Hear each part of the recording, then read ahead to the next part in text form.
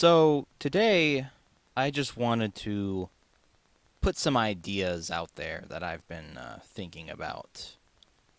Lately, I've been putting a lot of thought into how to reach people, how to break people out of the conditioning. And I've been thinking a lot about how ideas are generated and how they catch traction, and really a lot about human nature and how we interact with each other. And some of my conclusions might be wrong. This is not scientific at all. This is just the way I'm seeing things. So I'm just putting this out there. And if you think I'm wrong, let me know in the comments what what you think I'm wrong about, where you think I'm off on this. So the way I see it, there are basically two kinds of people. There are there's one group that is made up of conformists who basically just accept things the way that it's presented to them and don't really question things and kind of just go about their way conforming to the group. And they have very conventional tastes, and like their whole worldview is based on what other people around them think and say and do. And then the other group is made up of people that kind of form their own way, that might reject the status quo and set their own trend and just kind of reject the way things are, reject the group. For the purposes of this video, I'm going to be referring to the first group as normies and the second group as outsiders. These are terms that I am borrowing from the YouTuber known as Emperor Lemon, who made a video about this content creator behind the meme who was making videos explaining memes to normal people, and he took issue with that. I might leave a link to that video in the description because it's a good video. He had some interesting points, and I am borrowing a lot of the ideas that he put forth in that video and kind of applying it to more than just mass media, which is what he kind of focused on. Because I think a lot of his conclusions are accurate, and they can be taken to more broader lengths and applied to politics, philosophy, just the way people interact with each other on a daily basis. And these ideas aren't new, by the way. I mean, people have been talking about this kind of stuff for hundreds of years, so I am by no means innovating a new idea here. I'm just maybe modernizing it.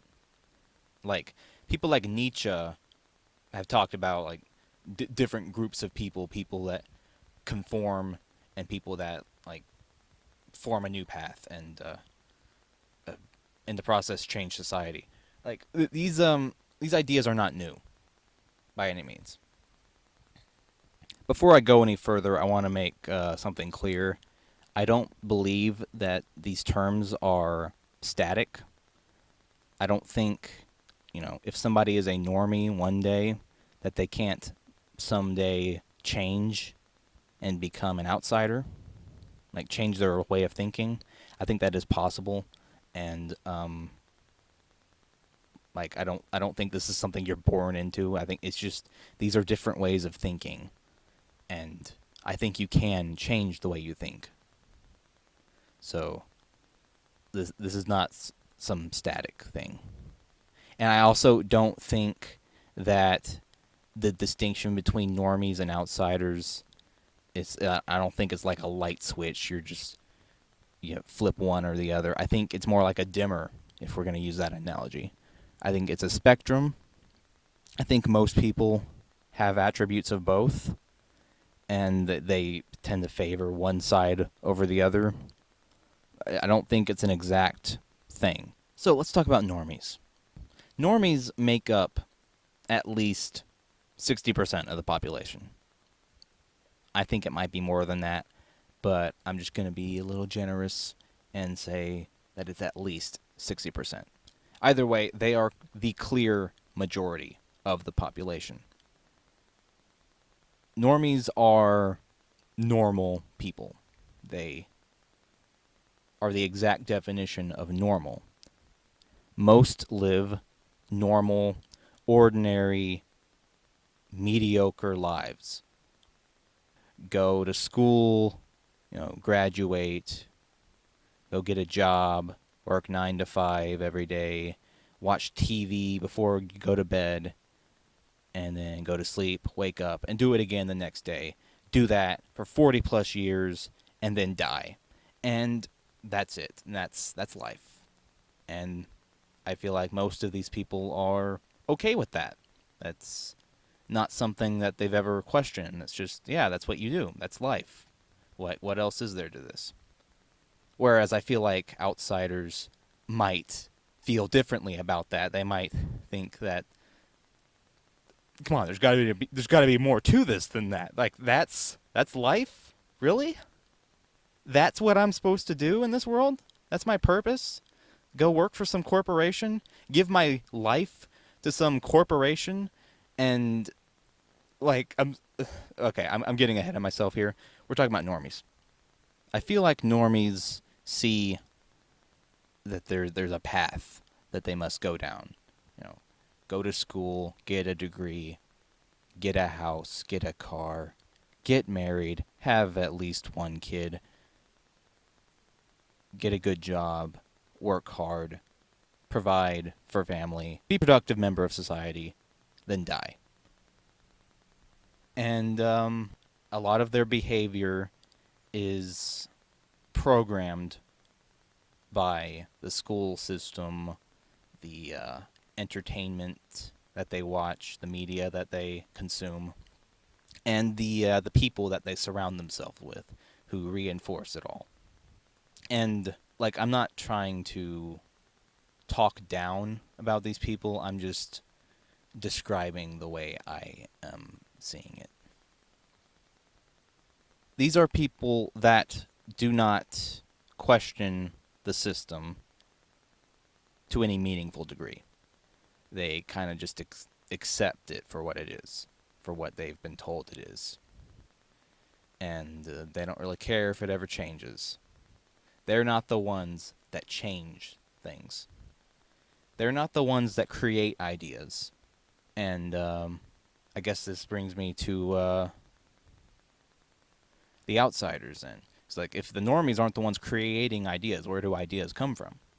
They come from somewhere, and that somewhere is the outsiders. So let's talk about outsiders. Who are the outsiders? Outsiders they're outsiders. They do not fit in with the rest of society. For whatever reason, they might have trouble fitting in school. Like, they might not have friends, many friends, or any friends maybe. And they might feel like social outcasts. They don't understand the way everyone else thinks. They don't understand why people think the way they do. And this might cause some of them to try to fit in with everyone else. And, some of these guys probably succeed and forcing themselves to fit in. Maybe they actually do change the way they think about things and become normies. But I think a lot of them just end up blending in. Seeming normal, but really on the inside feeling lost. Like they're putting on a performance. Like they're not able to really be themselves. Outsiders question the system that they are presented with. They have interests that are counter to the mainstream. They might belong to certain subcultures that are seen as taboo for the rest of society.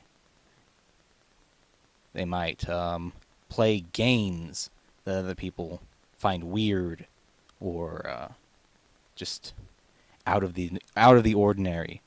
They might enjoy movies that other people think are weird, read books. You know, they just have different tastes. Outsider tastes are not informed by their peers or by society's standards. They're informed by their own standards, by their own tastes, by their own desires. There are all kind of outsider subcultures, like the nerd subculture of the 1980s.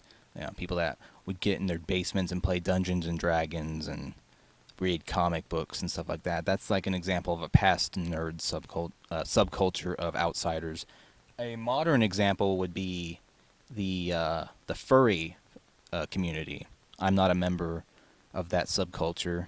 Basically, they're generally maligned by the rest of society. They're seen as weird fetishists, zoophiles in some cases, and they're generally made fun of, mocked, ridiculed by the rest of society for being different, for having different tastes, for acting in a way that the rest of society doesn't understand. That's an example of a subculture of outsiders. But you see, there's this weird thing where, yeah, in their own time, outsider groups are mocked and ridiculed by the normie groups. At the same time, the outsider groups end up winning. The thing is, normies, for all their mockery and ridicule, they are boring. Their tastes are bland and uninspiring, and they're not innovators. They don't create anything.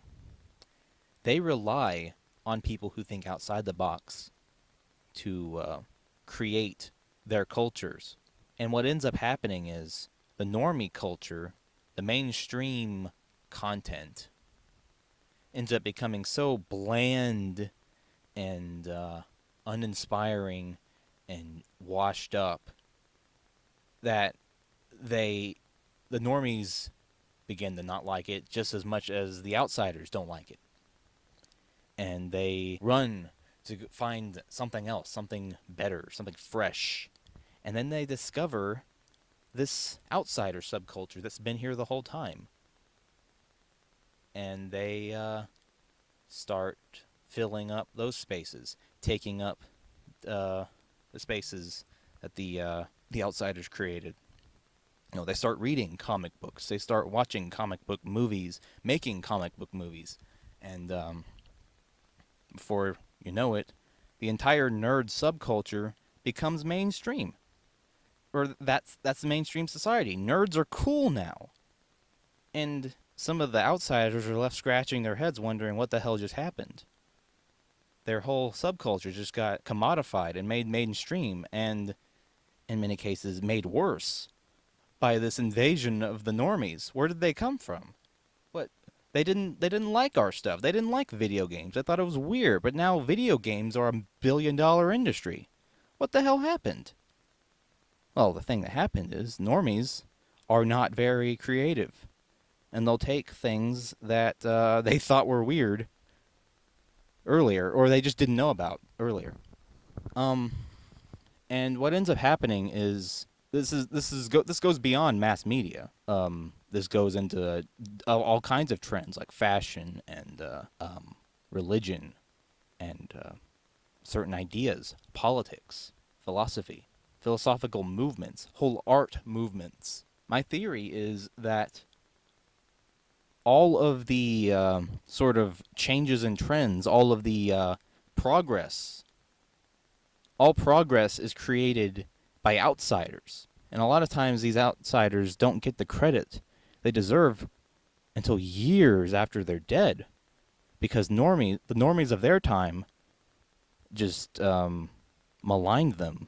So the process seems to be speeding up in modern times.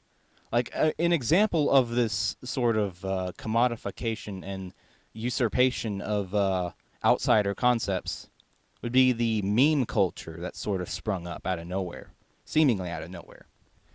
You see, meme culture came originally from the image boards like 4chan, 8chan, 9gag, and other related image boards of the early 2000s, where there would be a reaction image would be associated with some inside joke, and only the people that are on the joke understand the reference, and it's funny, but it's not funny to people that don't understand the joke, and so that kind of, normies didn't understand that, so they kind of just stayed away from it.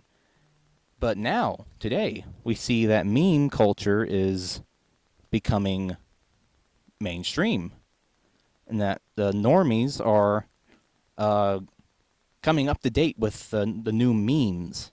And what's happening is the meme community is getting oversaturated with normies who overuse memes and take it over and basically kill the meme, because the whole point is that it's an inside joke. But if everybody knows it, it's not funny anymore.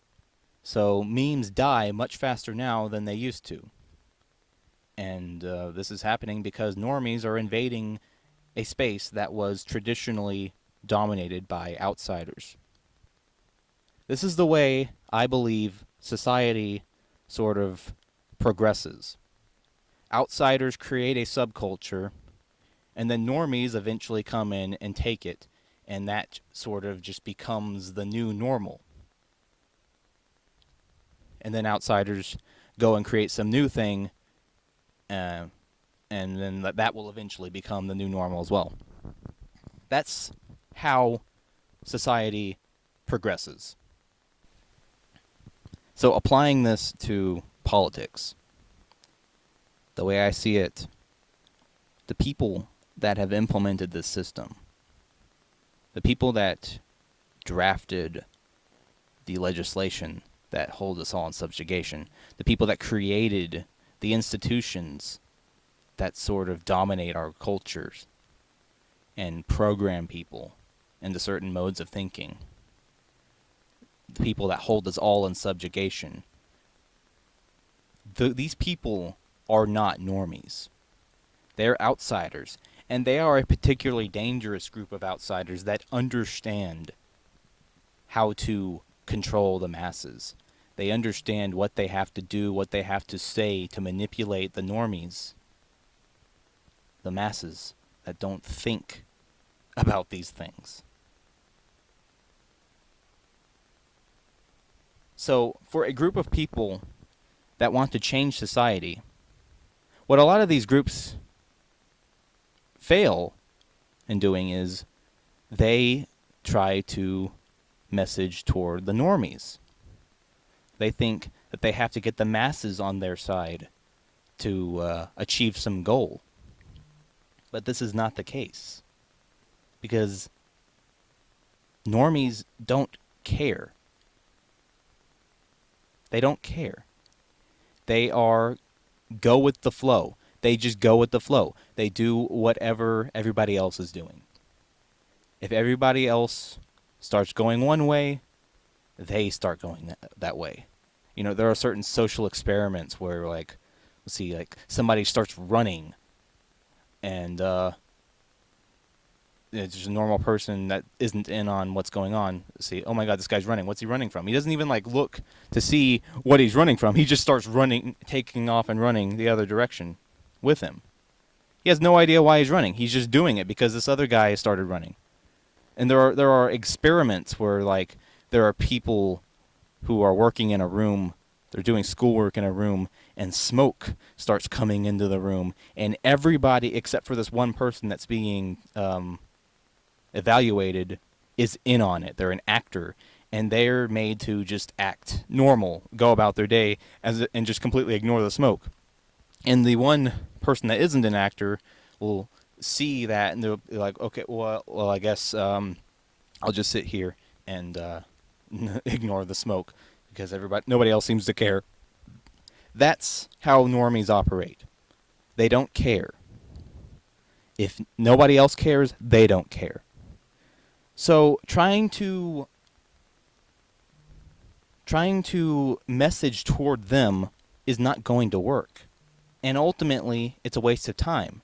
Because if the group that wants to create change succeeds, the normies will just go along with it anyway. Like, okay, I guess this is what we're doing now. I guess slavery isn't cool after all. Okay, we'll stop doing slavery. Oh, I guess Jim Crow isn't cool after all. Okay, I guess we're done with that. Mass movements for change that are successful do not rely on the masses. They rely on a small number of people that care about this stuff and push for it. Those are the people that create the change, not the masses who are completely indifferent to it. These small group of people that create these changes are outsiders. So any group that wants to create change should not waste their time messaging toward normies, trying to attract them. They should be messaging to the small group of outsiders who are capable of thinking for themselves and understanding the message that is being relayed to them. People that aren't going to just live their lives going with the flow. People that are willing to take a risk and change something. The problem here is, though, how do you tell a normie from an outsider? You can't tell just by looking at them. Because a lot of outsiders have trained themselves to blend in with the masses.